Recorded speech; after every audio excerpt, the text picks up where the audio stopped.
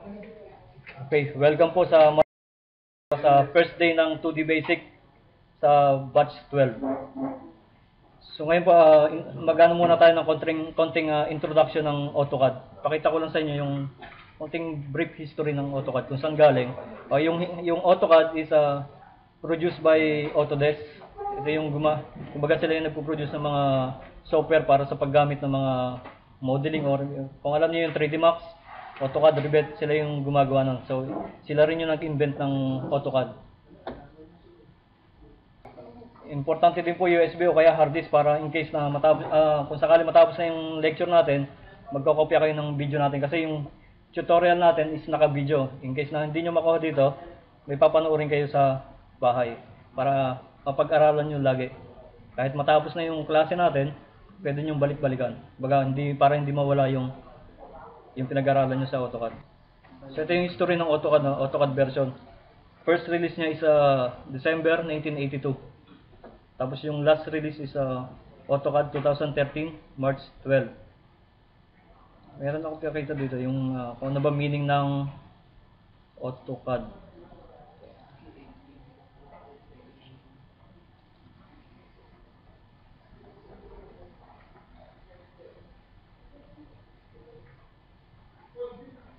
So ito daw yung Computer Aided Design and Drafting. Ito yung CAD na tinatawag.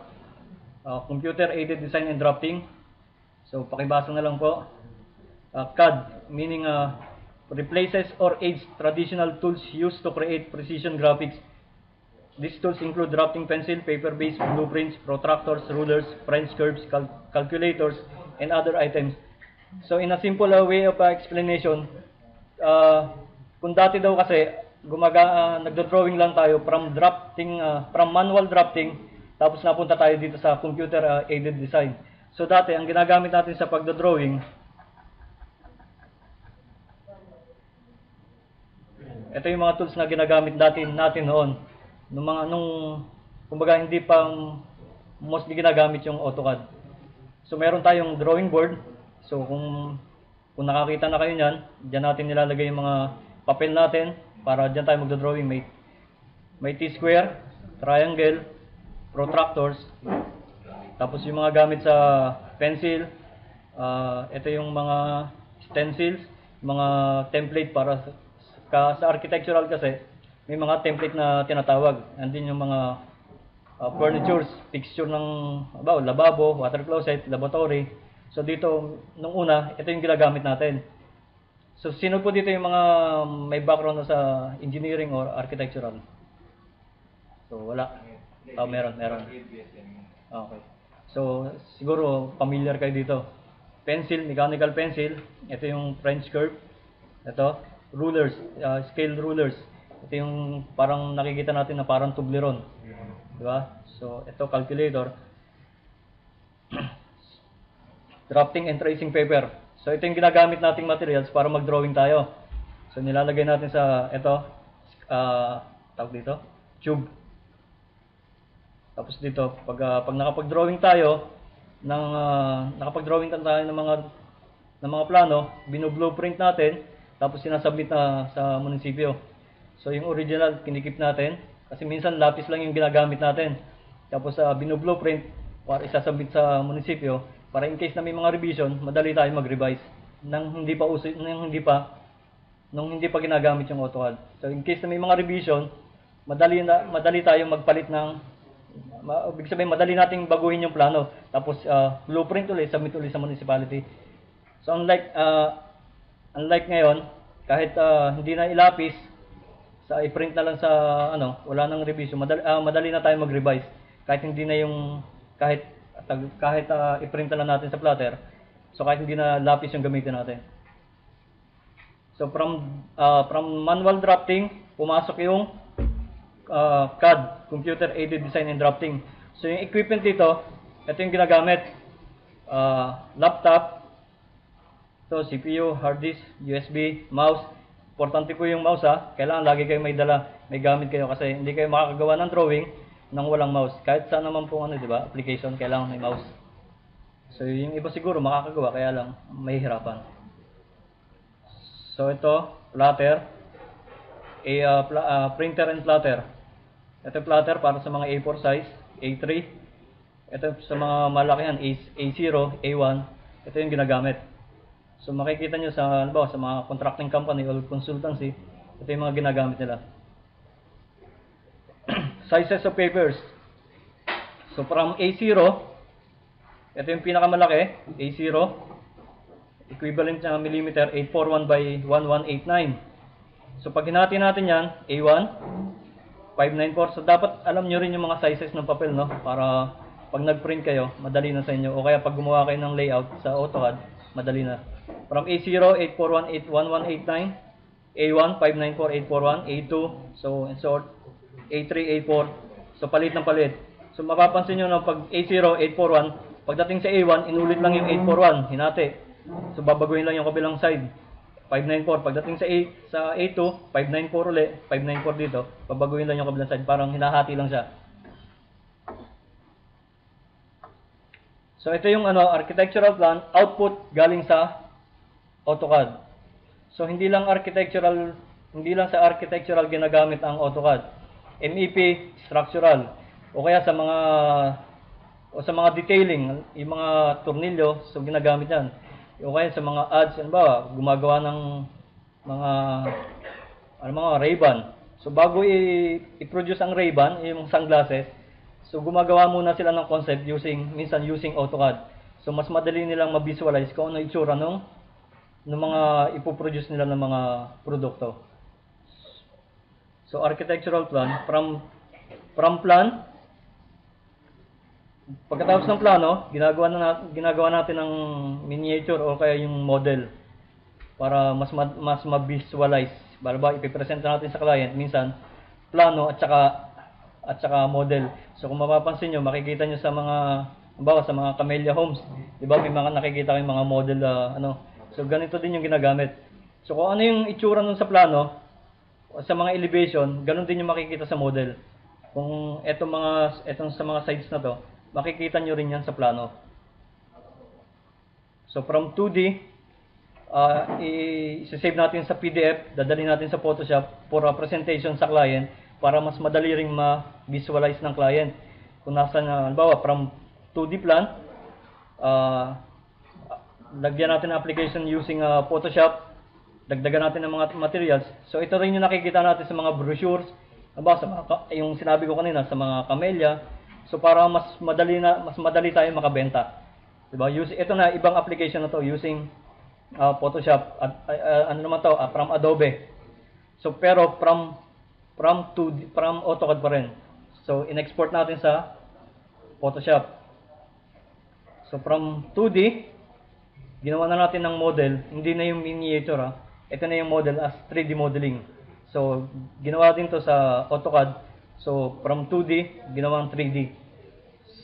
From 2D plan, in-extrude natin yung mga wall para mas madali din natin ma-visualize using AutoCAD. Visual 3D Max, produced by Autodesk din. So, ito na yung makikita nyo sa parang photorealistic na. Talagang hindi nyo na mapapansin kung ano yung graphic at saka yung tunay na picture. So kung talagang magaling na kayo sa 3D Max, hindi nyo na, kung pag kinumpare nyo yung graphic at saka sa picture, malilito na kayo. So ito, maganda rin pag-aralan to. May ino-offer din kami. Pagkatapos nyo ng 2D, punta kayo sa 3D, tapos Photoshop, tapos 3D Max. So from 3D Max, binalik natin sa Photoshop konting enhancement. Dagdag tayo ng mga puno o sa mga lightings para mas talagang presentable yung Other produced by Autodesk, Revit, ibang application na to. So 2D, 3D na to, kumbaga combination. Mostly ginagamit sa MEP o architectural ginagamit din. So pag gumawa kayo ng 2D, automatic meron na siyang naka 3D na rin siya. Measuring tools. Ito yung mga tape measure natin, yung mga metro ginagamit natin sa actual na. Pagkatapos nating i-print yung yung CAD, pag dinala sa site, ito yung gagamitin natin. Ito yung mga gumagamit sa mga foreman. Rulers. Pag na-print natin, dapat kung ano yung scale na ginamit natin, makikita natin dito sa ruler. So, sino familiar dito? Alam niyo na itong gamitin, di ba? Siguro pag nag-print tayo, madali niyo maintindihan. Ito lang yung sample ng 1 meter by 1 meter, equivalent to 1 square meter. Application, so ito na yon, plan and elevation. Merong plano, ginawa yung elevation, 3D modeling, 3D Max. MEP plans. MEP, mechanical, electrical, at saka plumbing. So ginagamitan dito ng ng AutoCAD. Sabi, 'di ba, from drafting to AutoCAD. So sabi nga, from simple to complex, dati mga straight lines. So ang AutoCAD, madali na rin mag-drawing ng itong mga complex design. So kung sa manual natin gagamitin 'to, may hirapan tayo. So mas kumbaga yung drafting natin mas pinadali ng AutoCAD. So ito, details, yung paggawa ng eroplano sa AutoCAD din ginagawa. Okay? So ito yung brief history ng Open tayo ng pag-aralan natin ngayon yung parts ng AutoCAD pag nag-open tayo ng AutoCAD. Open niyo po yung AutoCAD.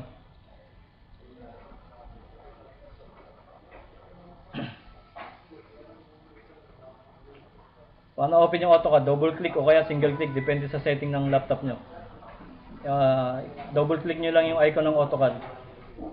O kaya dito sa start, tapos programs, tapos hanapin nyo yung Autodesk, tapos ito. Okay? So kung naka-open na yung AutoCAD nyo, naka-open na lahat.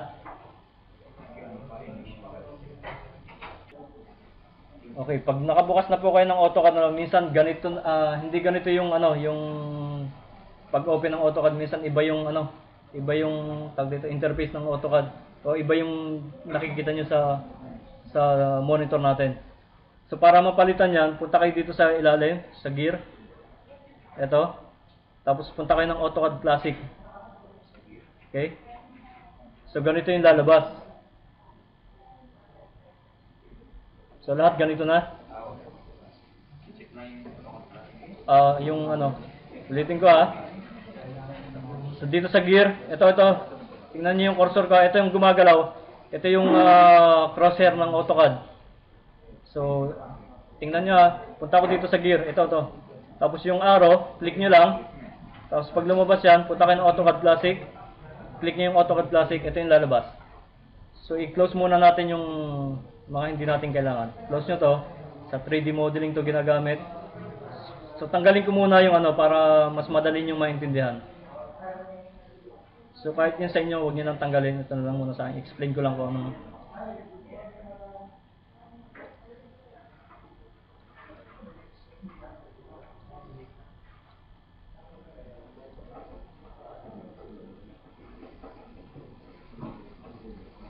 So ilalabas ko lang yung kailangan lang natin. Para yung gagamitin lang natin sa basic.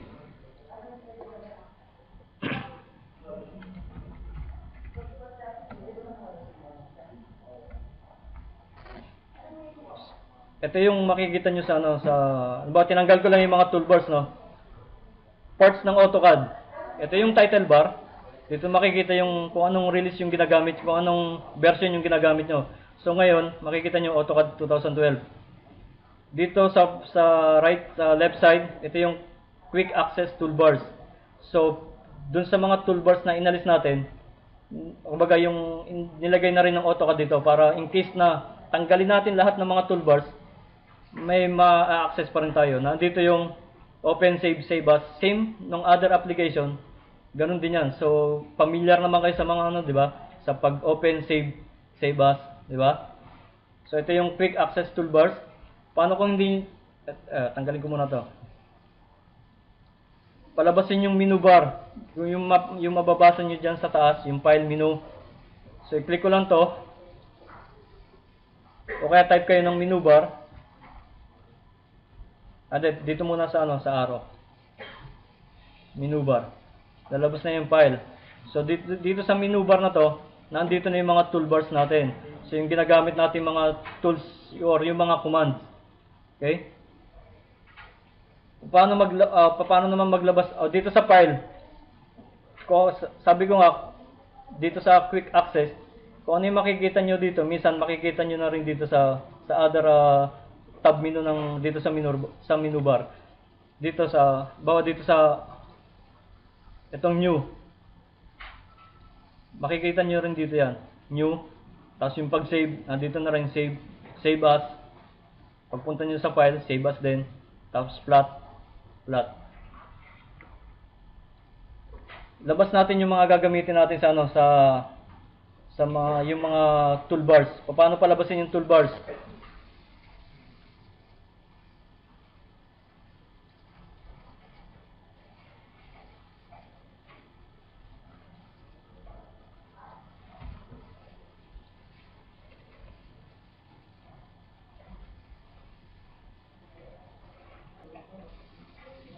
Ito sa tools, toolbars, AutoCAD. Ilabas natin yung mga kailangan natin.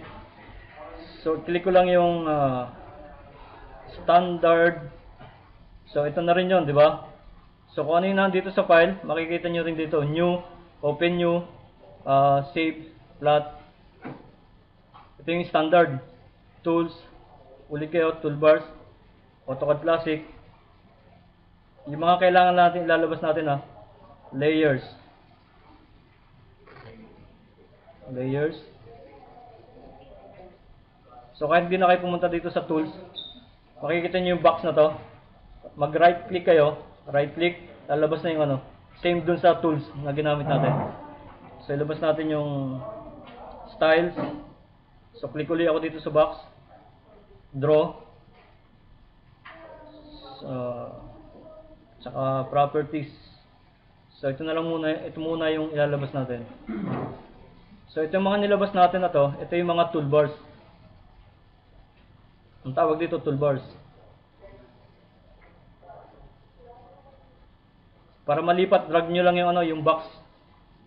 Automatic na yan, mag-align niya kung ililipat nyo sa kabilang side, automatic magbe-vertical na yung niya.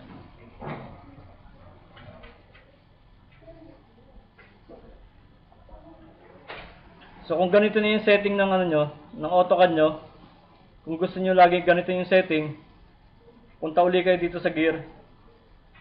Tapos save as, current as. Tapos ito, halimbawa, may workspace or may settings. Save. So pag kinlose ko to, no need to save. So pag nag-open uli ako ng AutoCAD, kung ano yung sinave nyo na setting, pag kinilik nyo dun sa gear, automatic, ito na yung lalabas. O kapag hindi ganyan yung lumabas, click nyo lang yung may setting. Diba, naglumabas AutoCAD Classic, diba? Nag-save tayo ng setting natin. So punta kayo sa may setting, ito na yung gagamitin natin. Okay? So ito yung drawing area. Almost 80% ng AutoCAD natin, kinakain ng drawing area. So dito tayo gumagawa ng mga object. Ito yung command, bago tayo mag-start ng i-set muna natin yung AutoCAD natin sa units. Punta tayo dito sa view. Di pala view, format. Tapos units. Gagamitin natin is decimal. Minsan yung iba architectural sa mga ginagamit lang to pag inches na yung ginagamit. So ngayon ang gagamitin natin is decimal para metric yung precision 0. Tapos from inches to millimeters, international, okay. So yun lang gagawin natin. So ibig sabihin yung units natin is naka-millimeter. Okay? Sa other settings ng AutoCAD, type lang kayo ng OP para may mga babaguhin tayo sa set ng ng AutoCAD. Halimbawa itong crosshair, 'di ba? Mapapansin niyo maliit yung dalawang naka-cross. So babaguhin natin 'yan. Punta tayo sa OP. Punta kayo sa display. Ito yung crosshair.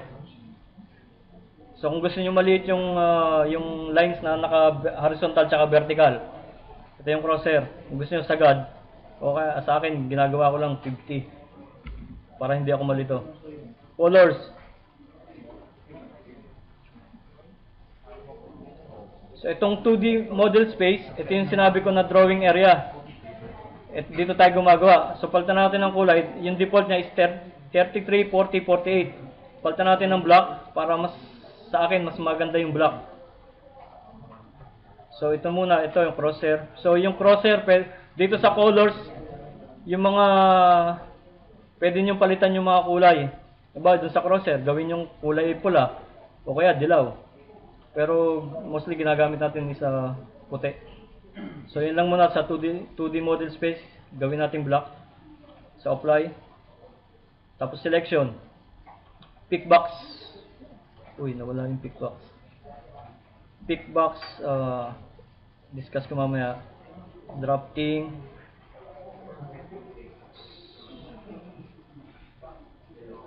Open and save.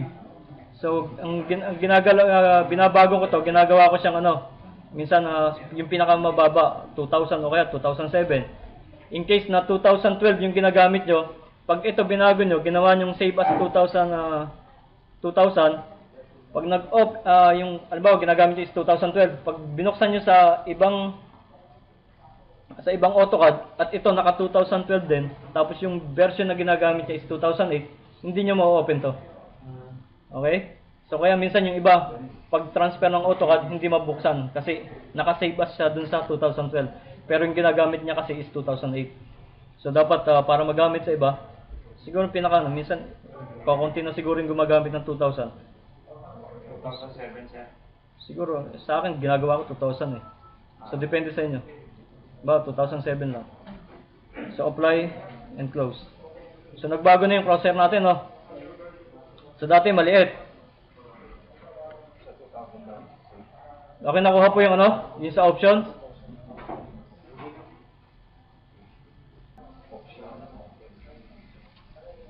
Nagpunta tayo dito sa mga toolbars, no.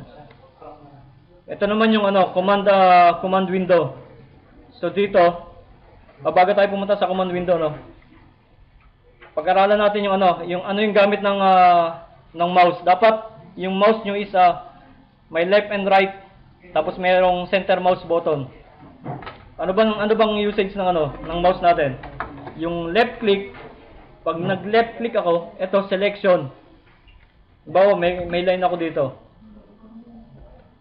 Pag nag-left click ako using dito sa mouse natin, left click. Pag pick ko dito, left click, pag select ko dito, masiselect ko siya. Okay? Center mo. Ito yun left click. Ito yung pang-select. Naselect ko na siya, di ba? Center mouse button. Ito yung zoom in, zoom out. Pag dinarag ko dun sa pauna, lalaki yung lalaki yung object natin. Pag hindi niyo na ma-drag mag-type kayo ng RE. So ito yung command panel pala. Dito kayo magta-type ng mga commands. Okay? Halimbawa RE, kung hindi niyo ma-drag yung halimbawa hindi na, kumbaga minsan nai-stuck na type lang kayo ng RE. So ito, region, for region. Pag nag-enter kayo, enter. So parang smooth na yung pag-zoom in, zoom out nyo. Okay? Center mouse button. Left click para sa selection. Center mouse button, zoom in, zoom out. O kaya i-pan. Press nyo lang yung center mouse button. Press. Tapos pwede nyo na siyang magalaw. Dadalhin nyo dito. So dito na rin yan, makikita nyo dito sa toolbars. Ito yung pan, same, kung ano yung ginamit ko sa mouse, yun din yung command dito, pan. Oh. Tapos zoom in, zoom out. Press nyo lang yung left, tag dito, yung left, pag drag nyo, magsusum in, zoom out. Okay? Type ulit ako mag-type ako ng move, i-move ko siya. Pag select ko, yung right click, minsan depende sa setting, no. Minsan pag right click, enter na yung lalabas. So yung pag nag right click kayo, minsan lumalabas, minsan shortcut Pag nag left click kayo, right click. Yung mga Shortcuts command. Okay. So sa pag-enter po, may tatlong klase ng pag-enter.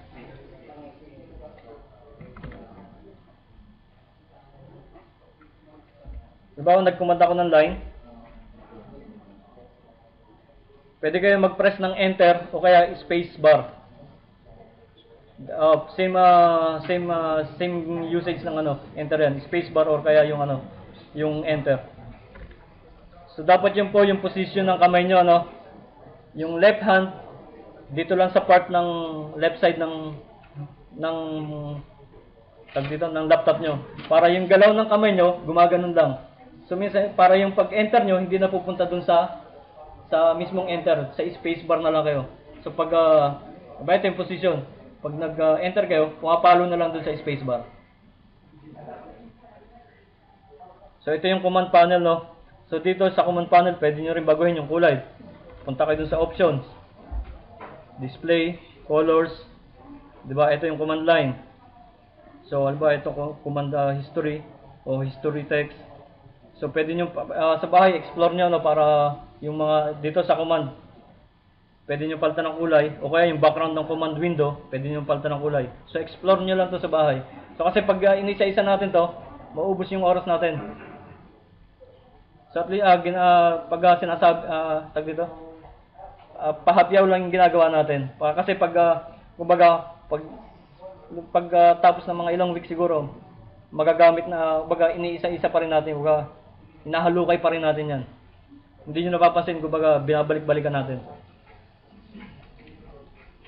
So ito ginagamit to sa 3D modeling, ano. So tanggalin niyo, nagpapabagal to. So punta kayo ulit sa options, 3D modeling, 2D wireframe visual, tanggalin niyo yan, apply, close, mawawala na yan. Pag gusto niyo balikan yon, balik ulit kayo dun sa dun sa options. Okay, options, display 3D modeling, 2D wireframe visual, apply. Okay. So ayoko niyo, magpapabagal kasi yan eh.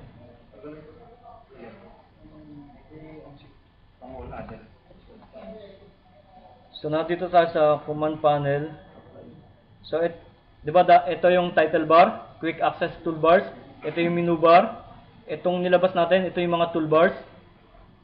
Ito yung command window. So itong model layout, itong model, dito na tayo nagdo-drawing. So pag nag-click tayo dito sa layout, so kung mapapansin niyo sa ibang, pag nakakita kayo ng plano, may mga template o kaya may mga title, yung nandun yung mga tag dito? Hindi, title block, yun. So nandun yung company name, kung anong plano, kung anong scale.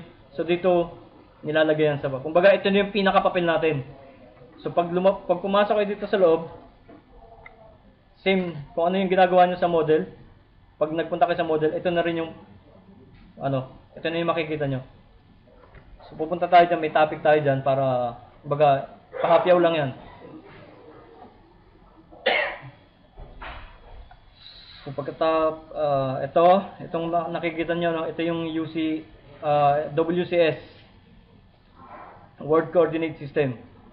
So, kasi nasa 2D pa lang tayo, kaya ang ginagamit natin is Word Coordinate WCS. So, kumbaga, yung galaw natin, kung mapapansin nyo, X and Y lang. Diba? So, yung mga object natin, gumagalaw lang sa X coordinates, saka sa Y coordinates, sa X and Y. So, pag pumasok na kayo sa 3D, doon ay papasok yung UCS. Kumbaga, pwede nyo nang i-manipulate yung UCS nyo from WCS to UCS. So, pag kumuha kayo ng 3D modeling, malalaman nyo yung pagkakaiba ng WCS at saka ng UCS. So far, ito muna yung gagamitin natin kasi nasa 2D pa lang tayo. So, yung galaw natin is X and Y lang.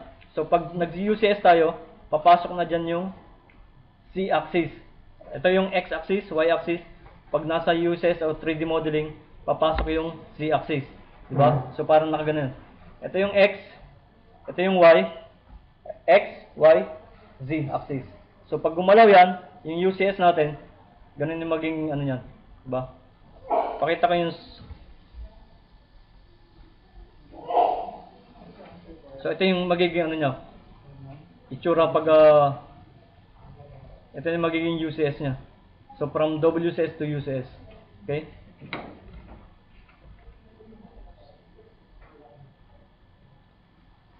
So dito muna tayo sa WCS. Kumbaga ito yung actual na, kung ano yung nakikita natin dito. Kumbaga dito sa lupa, kung parang nagdo-drawing na tayo dito sa sa actual sa 2D, X and Y axis. So kung dito sa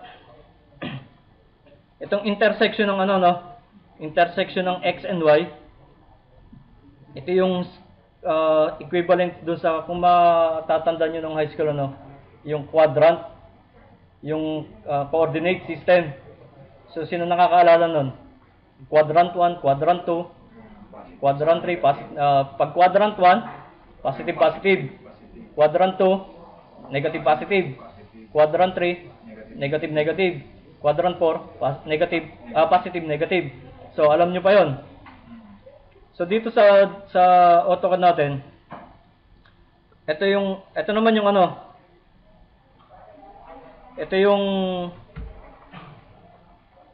coordinates. So bawat location ng object natin may equivalent coordinates value, or kumbaga sa surveyor meron siyang tinatawag na kung nakakita na kayo ng titulo ng bahay. 'Di ba meron sa east tsaka north, tapos merong mga numbers, 'di ba? East tapos blah blah blah, numbers ng kung anong position ng, so ganun din dito. So kung nasaan yung halimbawa itong line na to. So itong point na to, pag nag-type ako ng ID,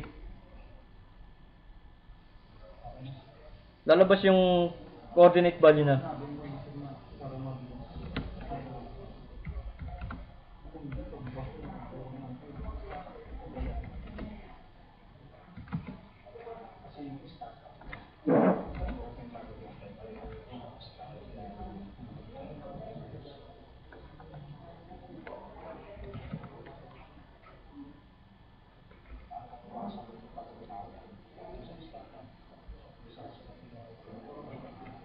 Pag-aralan natin ngayon yung tawag dito, Cartesian coordinates. Kasi importante ito po, kasi pag naggawa kayo, pag nag-command kayo, ito yung napaka-importante sa AutoCAD, yung coordinate system.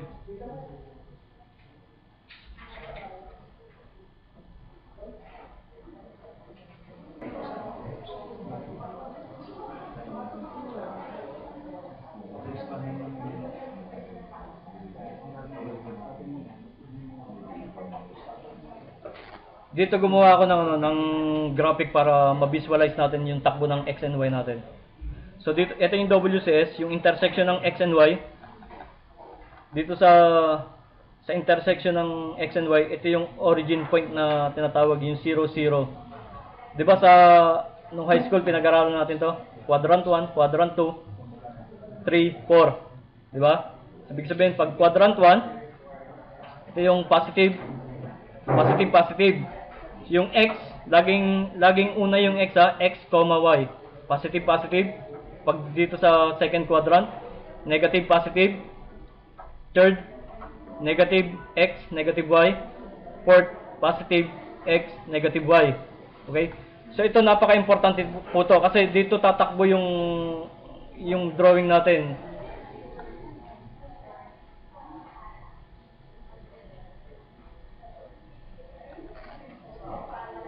Ito naman yung degrees. So from axis X, from X coordinate, ito yung 0. Kumbaga, itong line, ito yung X natin is 0 degrees, di ba? So pag tumakbo tayo counterclockwise, ilan? 90 degrees, di ba? So, pagdating na sa Y, pakita. Ito pala. Ito yung positive X, positive Y. Kita ba? Negative X, tsaka negative Y.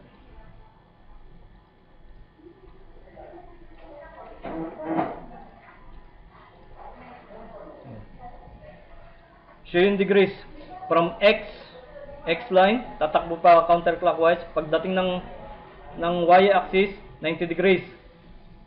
Pagdating ng kabilang side ng X, 180. Pagdating dito sa kabilang side, 270. Tapos from 0, naging 360. So ibig sabihin, yung isang ikot, or yung isang pi is tumatakbo siya ng 360 degrees. Dito sa system coordinates, merong sa pag nag-command tayo, meron tayong three ways kung paano tayo mag-input ng values. Kasi sa AutoCAD kasi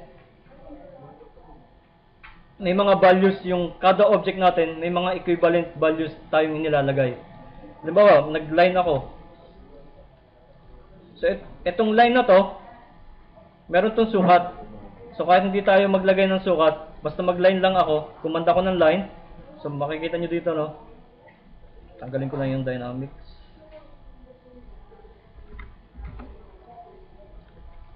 Pag nagkumanda ko, may equivalent na value to. So pag nag-type ako ng list, ito yung length niya, 6.5. So dito sa system coordinates, meron tayong tatlong ways kung paano tayo mag-input ng object. Ito yung tinatawag natin na three different system ng coordinates. So mamaya ibibigay ko sa inyo to, yung mga ginamit nating materials, ibibigay ko sa inyo para at least meron din kayong kopya, mapag-aralan nyo rin sa bahay. Three different system of coordinates. Meron tayong absolute, relative, polar. So ano tong absolute? Pag nag-command ako ng line, di ba ito yung origin, no? 0, 0.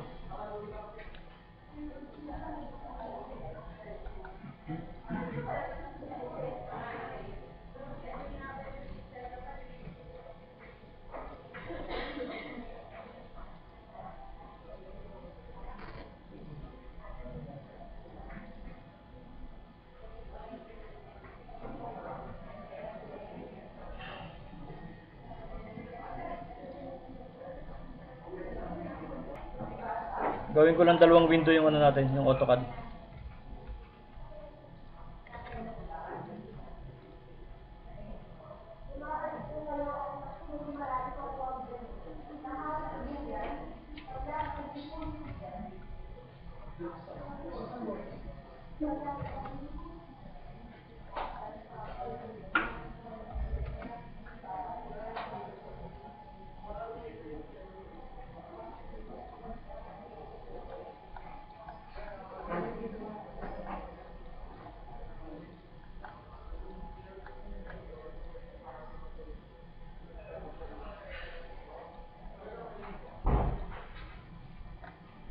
Wala pa rin negative. Ito yung ano, sample using absolute coordinates. So meron dito pag nag-input tayo ng mga object, merong mga kumbaga coordinates, may mga value. So from point, halimbawa nag-command ako ng line. Tawag dito, basahin natin yung absolute coordinates. Using this method, you enter the points as they relate to the origin of the WCS. To enter a point, just enter in the exact point as X and Y. So yung counting yung value natin is magsisimula from dun sa intersection ng X and Y, dun sa 0, 0. So pag in-input natin tong value na to na 1, 1, 1, bago yan, palitan natin yung setting ng natin ng grid. Ito, kung mapapansin nyo, ito yung, may napapansin kayo mga lines. Ito yung grid lines. Dati kasi dotted lang yung dun sa mga lowest version. So ngayon pinalitan nila, ginawa ng grid, parang dati yung graphic paper. Kasi minsan nung dati, graphic paper ginagamit din natin pag gumagawa tayo ng plano, nilalagay natin sa ilalim parang guidelines natin para diretso yung ginagawa natin mga drawing. So inilalagay natin yung graphic paper sa ilalim ng tracing paper. Kasi yung tracing paper manipis naman, 'di ba? So at least may guidelines tayo dun sa. So ito na rin 'yon. Paano palitan yung yung setting ng yung grid? Kumanda ko ng SE, ito yung drafting settings. So nakalagay dito, ito, grid spacing. So yung equivalent ng spacing, 'di ba, tayo ng units? Ang ginamit natin is millimeter. So meaning ito, naka-millimeter to. 1 mm by 1 mm. Yung spacing ng grid is 1 mm by 1 mm. So ito yung 1 mm. Ito yung spacing niya, 1 by 1. So itong major line for every 10 lines. So ito na siya, every 10 lines. Ito yung major lines. Makikita niyo iba yung kumbaga mas makapal o mas matingkad. So pwede niyo palitan. Halimbawa, gusto niyo lang hanggang dito yung every 5 lines. So ito lang yung major lines. So okay na yan. So ibig sabihin, alam naman natin na equivalent ng grid natin is 1 by 1. 1 mm by 1 mm. So ibig sabihin, itong value na to, let's say na 1 mm yung value natin. So pag nasabi doon, yung paglagay natin ng value, pag ginamit natin ay using absolute, yung bilang natin magsisimula sa intersection ng x and y. So from 0, 0. Input natin itong value na to, 1, 1. Kumanta ko ng L, enter. So itong pag mapapansin nyo sa command window, lagi nyo po tatandaan, pag nag-command kayo, magbabasa kayo. Kasi pag hindi kayo nagbasa, kumbaga maliligaw na kayo. Baka mamaya, hindi kayo nagbasa dito, may tinatanong ang AutoCAD, punta na agad kayo dito, nagtataka ko bakit hindi gumagalaw. Yung pala, may tinatanong pa yung yung AutoCAD. Kumbaga, ang AutoCAD tsaka kayo, give and take. Kung ano yung sinabi nyo sa AutoCAD, gagawin niya. Kung ano yung sinabi sa inyo ng AutoCAD, kailangan gawin nyo rin para makapag-produce kayo ng isang output or ng isang plano.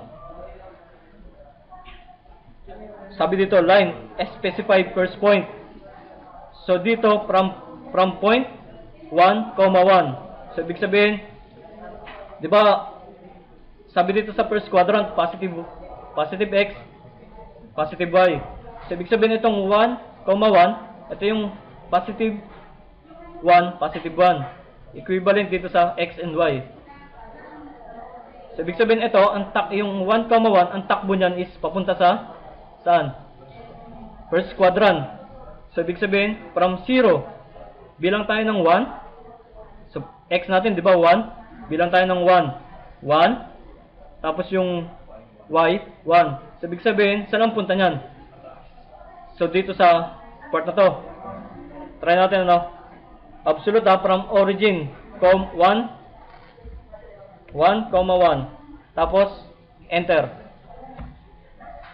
So doon pumunta. 1, 1. Okay? Next point, 2 point. Tinatanong kayo, specify next point.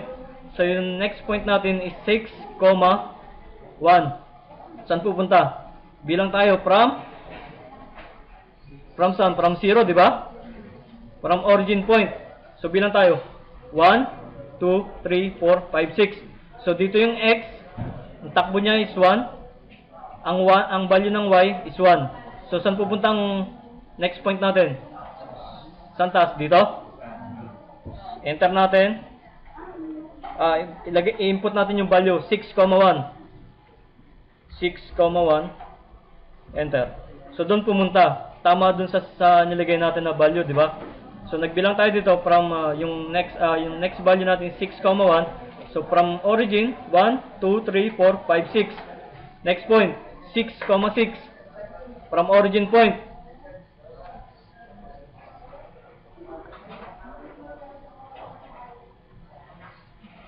Ang x natin ay 6.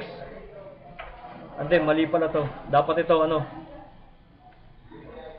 dapat gawin natin itong 0.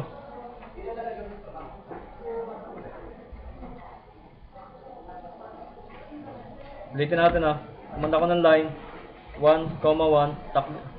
Enter. Takbo dito sa second point 6, 1. Tapos input natin yung third point 0, 0. Yung 0 yung x natin hindi na aalis kasi yung value natin is 0. So ibig sabihin hindi na siya gagalaw. Yung second value is y, may value na siya na 6. So yun lang yung gagalaw. So pasan yung pataas, di ba? Kasi positive 6. So bilang tayo from origin 1, 2, 3, 4, 5, 6. 0, 6. Enter natin. 0, 6. Ako tayo. Line.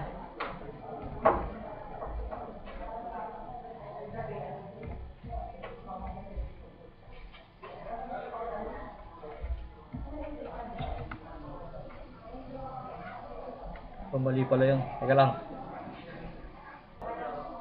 Next point natin 6, 6. So So from origin, x natin is 6, 1, 2, 3, 4, 5, 6. Yung second value is ng y is 6 din.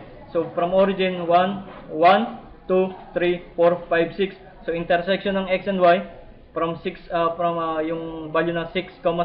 So dito pupunta. Dito, di ba? So pag enter natin, input natin yung value 6,6, enter. Ayaw.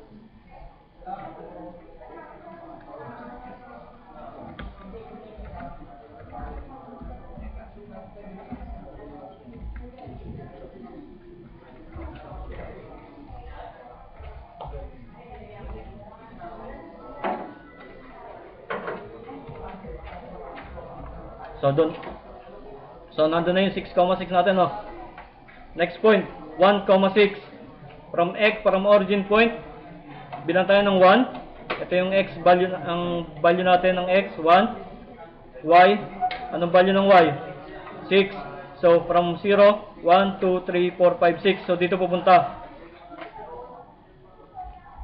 Type natin yung value 1,6. Enter. So doon pumunta. So kung gusto niyo i-close, type lang kayo ng C o kaya i-enter, i-input, ilagay niyo yung value nung 1,1. Dito din pupunta yan. So pag nag-type kayo ng 1,1, ang punta ng point natin is dito. O kaya kung gusto niyo i-close, type lang kayo ng C, enter. So doon pupunta. Okay? So yun yung absolute coordinates. So ibig sabihin, yung counting natin from origin point ng x and y, yung intersection ng x and y. Kuha po yung absolute.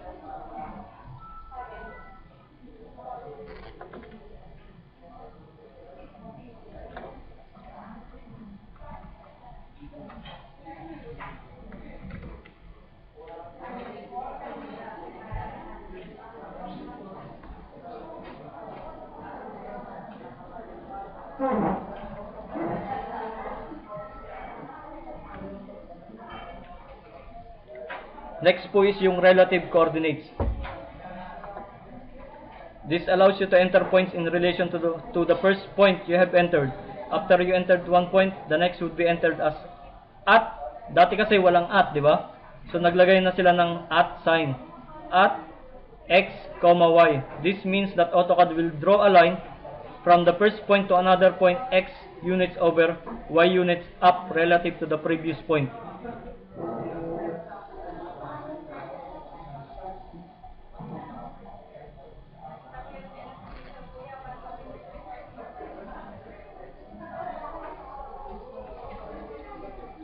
Ito yung sample ng using relative coordinates.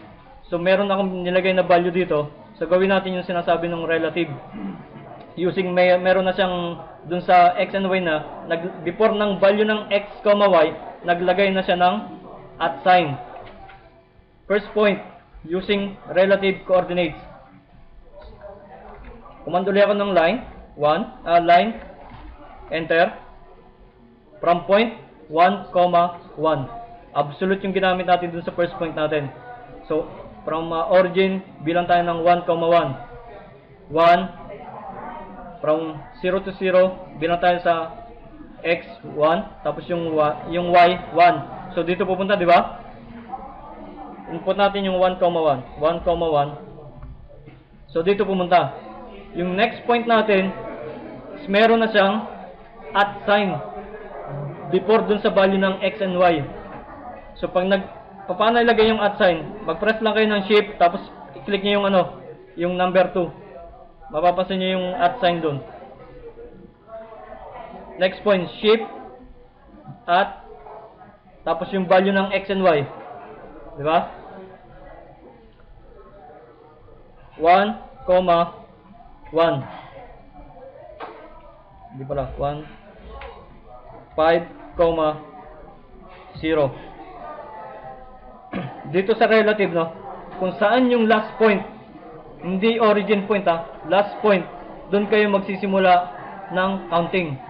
So kung kanina sa absolute, every input natin ng value, nagbibilang siya from 0,0. So dito sa relative, kung saan yung last point nyo, doon kayo magsisimula ng bilang. Di ba kanina hindi ako naglagay ng at? nag-input lang ako ng 1,1. So nagsimula siya from 0. Dito pumunta, di ba? 1,1. So in-input ko yung at value ng x is 5, value ng 1, ng y is 0. So pag enter ko, saan pupunta yan? Bilang ako ng from last point. Value ng x, 1. Dito ako nagsimula ng 1 ha, kasi ito yung last point ko. Kuha nyo? Last point, from here to here. 1, 2, 3, 4, 5. Ito yung x. So yung value ng y, 0. Saan pupunta? Saan baba? Tataas ba siya o bababa?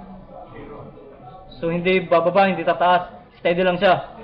So enter ko, doon pumunta. Kasi yung value ng y is 0. Hindi na siya tataas, hindi na siya magbibilang. So yung value lang ng, yung meron ng value is yung y. Okay? Next point. At 0,5. Saan pupunta to? From, bilang tayo ng counting tayo ng from last point ha. Yung x natin is 0. Saan pupunta? Kanan? Pataas o pababa? Pakanan? Yung value natin ng x is 0 ha. Saan pupunta yung x natin? Pataas? Hindi siya tataas kasi 0 eh. So dito lang siya. Di ba? Yung may value lang is yung y, 5. So yung x natin is 0, yung value natin ng y is 5. So ibig sabihin, x 0, dyan lang siya. Yung y natin is 5. So from last point, 1, 2, 3, 4, 5. So dito pumunta. Yung x natin 0, yung y natin 5. Input natin yung at 0,5. Saan pupunta? From 0, x 1, 2, 3, 4, 5. Ito yung y. So dapat dito pupunta, di ba? So doon pumunta. Tama yung ginawa natin. Mali yung aakyat o tataas o bababa yung x natin ha, kasi 0 lang. Next point. So may negative na. So ibig sabihin, pag may negative, yung value ng negative, yung x and y natin, yung first value ng x is negative. Second value is 0. So yung takbo ng x natin, pababa, pataas, pakanan, pakaliwa. Pakaliwa. Kasi negative. So bilang tayo from origin point, negative. So dapat ang takbo ng crosshair natin or ng counting natin is pakaliwa. So 1, 2, 3, 4, 5. So dapat dito yung x, 0. Yung y, pataas, pababa. Stay. Okay. At negative 5, mali. 0. Enter. So doon pumunta. Tama yung ginawa natin, yung expected na kung saan pupunta yung ano natin, yung point natin. Same procedure ng absolute. Pwede nyo i-close na to, pupunta dito sa last point. Kung saan tayo nag-pick ng first point natin. Dito pupunta. Kung nag-type tayo ng C.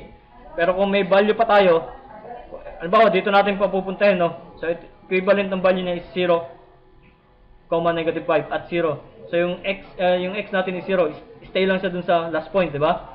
Yung second point natin ng y, may value siya ng negative 5. So ibig sabihin, pataas. Pataas, pababa. Pababa. At value natin is 0, negative 5. Enter. So doon nagpunta. Or kung ayaw nyo ng, halimbawa, kung doon din naman yung last point nyo, pwede na kayo mag-type ng C para doon pumunta. Tapos enter. Para ma-terminate yung command, yung command ng line, i-enter nyo lang. So kung hindi kayo nag-enter, may nagtatanong pa yung AutoCAD. Hanggang hindi kayo nagpe-press ng enter or yung spacebar, may hinihintay pa siyang command. So press ako ng enter. Yun yung absolute tsaka relative. Kuha yung absolute tsaka relative. Malinaw, sir? Walang tanong? Wala.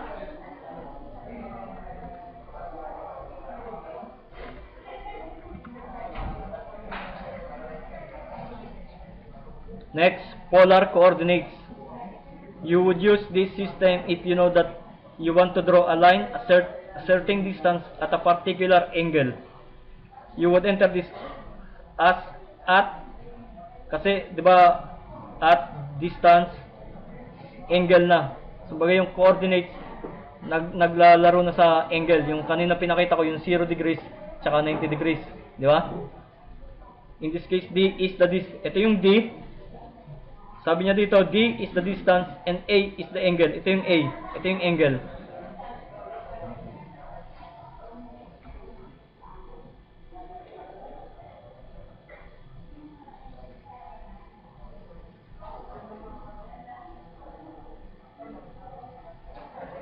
So may value akong ginawa dito, no. Ito yung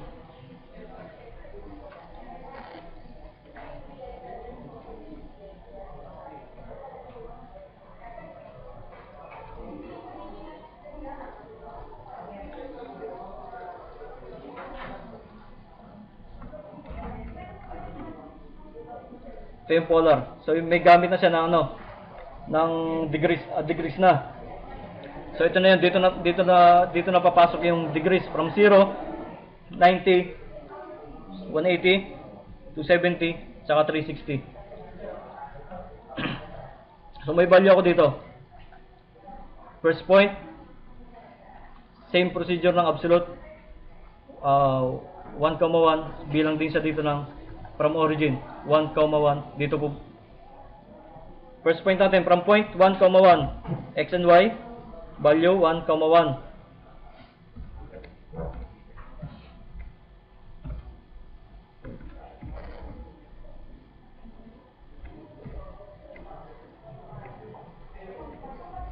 So doon pumunta, di ba? Yun yung first point natin.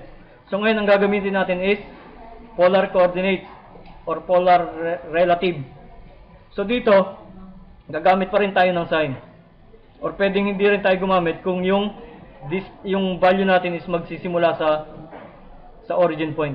So ngayon para hindi tayo marito, gamitin natin ng at sign. So dito sinasabi niya yung distance daw, 'di ba? Kanina yung D, yung first value is distance, tapos may angle na, tapos yung sunod is angle. So first value distance, kung gaano kahaba yung ilalagay natin, tapos yung angle, di ba? So dito may nilagay tayo na value na 10. So enter ako ng at 10 angle. Ang symbol po ng angle, ano, yung papaganon. So yung kamay, ang tawag dito, basta yung ano, makikita nyo sa keyboard, yung tabi ng M. Shift, tapos press nyo yung angle, tapos yung degrees. So yung nilagay na value dito, 0 degrees. So type ako ng 0. So ibig sabihin, from yung distance natin, na meron siyang degrees na 0.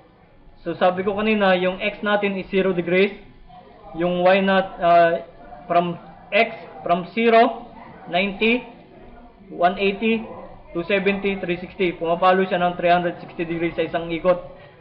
So ibig sabihin may value yung degrees natin na 0. So saan tatakbo yung 0 degrees? Saan papalo? Pa kanan lang siya, mag-stick lang siya dun sa x-axis, di ba?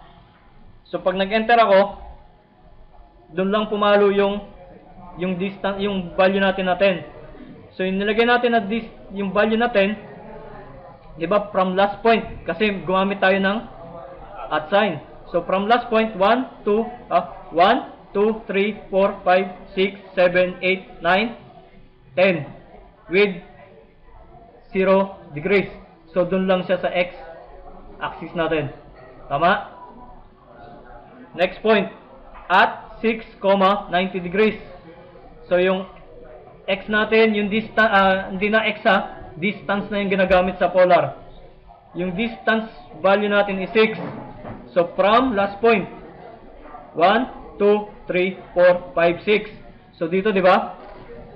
Tapos yung tawag dito, yung degrees, 90 degrees.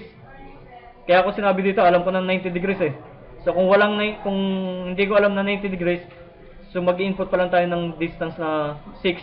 Tapos kung ano yung degrees, doon pala natin malalaman kung saan papalo yung distance natin na 6, yung last point. So input ko yung value ng at 6, 90 degrees. So saan pupunta? Last point, 1, yung distance, 6. Ibig sabihin, pwedeng tumakbo siya ng 90 degrees. From 0, counterclockwise. Saan pupunta? Pataas, di ba? Papalo siya ng counterclockwise. Pag ganun. So, enter ko. Mali pala yung ano natin. Dapat angle 90 degrees. Enter. So, doon pumunta. Meron tayo na distance na 6. Di ba? So, alam naman natin na yung from grid line natin is may equivalent na 1. Di ba? So, 1, 2, 3, 4, 5, 6. 90 degrees, doon pumunta. 4 minutes. 4 minutes na lang. Matatapos ito. Next point. At 7, may value ako nalagay na 7.0711, 220 degrees, 225 degrees. So, input ko yung value at 7.0711 degrees, 225. So, saan pupunta siya? From 0 degrees, 90 degrees. Ilan yung 225, di ba? So, 180, lalampas pa siya dito. So, pwedeng mangyari, nakaganyan yung line natin, di ba? Kasi 0, 90, 180, plus, para yung 225 makuha natin. So, ang takbo niyan, maaaring nandito, di ba? Enter natin. So, doon pumunta. So, from here to here, yung distance natin, may value siya na 7.0711. Next point. At, from last point, di ba? Same value, 0711. Yung degrees naman, 135. Input natin. At 7.0711. At 135 yung nilagay ko na degrees. So, papatak na. Saan yung counting niya? From 0, 90, plus, para makuha natin yung 135. 135 minus 90 degrees, ilan? Di ba 45? So from nandito tayo sa 90, mag-add lang tayo ng 45 degrees. So papatak na dito. Pupunta. Di ba? Enter natin.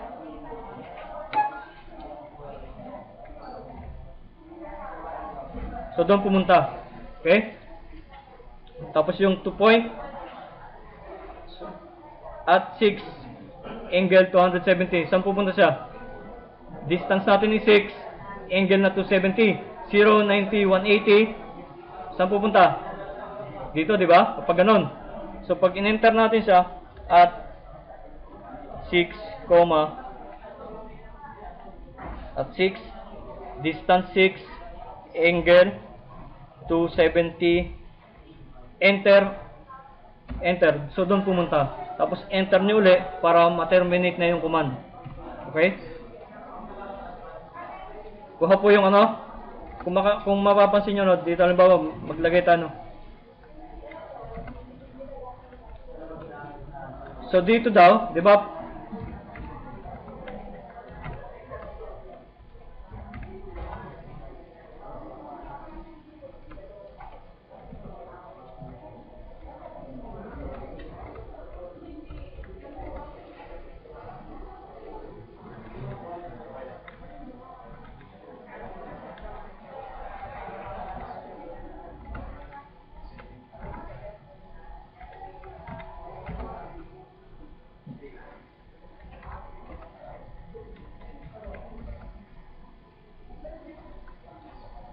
So ito yung kaninang 225, di ba? Ito. So from 0 degrees, pumalo siya ng 90. Pagdating dito 180, nag-add lang tayo ng 45, nakuha natin yung 225. Okay? Kuha po yung polar. yung tatlong system ng coordinates nakuha? Question po sa mga gusto magtanong. Wala pong tanong sa coordinates, kuha po lahat, absolute, relative, at saka polar ha. Kasi may assignment kayo.